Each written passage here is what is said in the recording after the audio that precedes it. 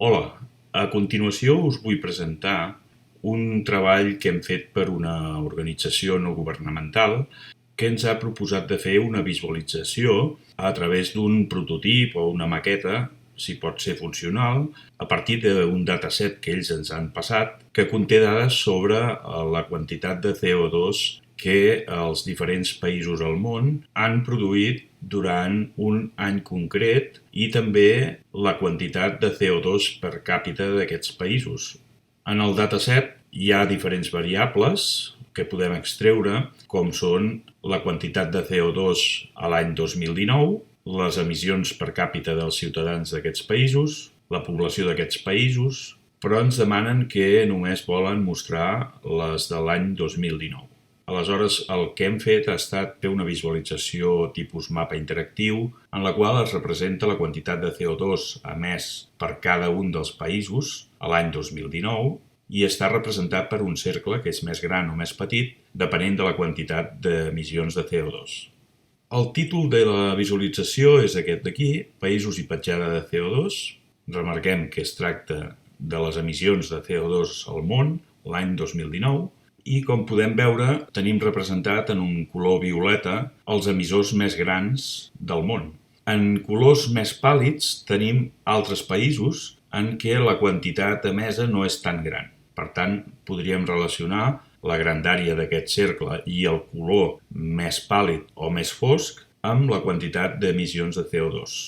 L'objectiu d'aquesta visualització seria la de donar informació sobre aquesta quantitat de CO2 que els diferents països han emès durant l'any 2019 i que l'usuari pogués fer-se una idea de la importància de com estan distribuïdes aquestes emissions en funció dels diferents països que les emeten. Cal dir que m'he basat en una plataforma que es diu Carto, que permet fer aquest tipus de visualitzacions online i permet incorporar diferents tipus de gràfic, així com les seves dades. Hem implementat interactivitat en aquest mapa, com per exemple que al passar el ratolí per sobre d'un dels països, una d'aquestes interactivitats és que al passar el ratolí per sobre d'un d'aquests països es destaca aquest país i ens informa que hem escollit el país dels Estats Units, en aquest cas.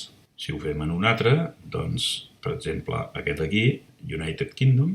I una altra interactivitat que hem incorporat és la de que al clicar amb el botó esquerre del ratolí sobre aquesta rodona ens proporciona tot un seguit de dades rellevants a les emissions. En aquest cas, veiem que ens diu en quin país ens hem centrat, l'any 2019, els milions de tones de CO2 emeses durant aquest any, el percentatge del total mundial corresponent a aquest país, en aquest cas seria de l'1%, la quantitat de tones per any per càpita, que en aquest cas serien 5,48, i també ens proporciona la informació sobre la quantitat de milions de persones que habiten aquest país. Això ho podem fer amb qualsevol d'aquests països. Els que estan més petits, en principi no surt el rètol fins que no passes el ratolí per sobre, perquè si no quedaria una informació massa atapeïda amb el nom de tots els països, que n'hi ha de molt petits, però el funcionament és el mateix. Aquí podem veure que Finlàndia té una rodoneta més petita, per tant correspon a una emissió més petita que d'altres, i si cliquem amb el botó esquerre ens proporciona aquesta informació, la del país, la de l'any, etc. Com podem veure aquí a la dreta, tenim una sèrie d'elements que ens proporcionen informació destacable sobre aquest mapa i informació que representa. En el primer lloc hem afegit que ens ordeni de manera descendent els països que emeten més CO2 al món. En aquest cas tenim en primer lloc la Xina, amb 10.200 milions de tones. Aquí es pot veure que són milions de tones. En segon lloc, Nord-Amèrica, la Índia, Rússia. Si baixem més a baix, tenim el rànquing de països emissors de CO2 per càpita i en aquest cas el rànquing és diferent de l'anterior. Veiem que en primer lloc està Qatar, amb 38,6 tones per any i habitant. En segon lloc, Trinidad i Tobago, després Kuwait, etc. I en tercer lloc tenim la representació de la població que hi ha en els països. També en ordre descendent, en aquest cas, tenim la Xina, després ve la Índia, després Estats Units, després Indonèsia.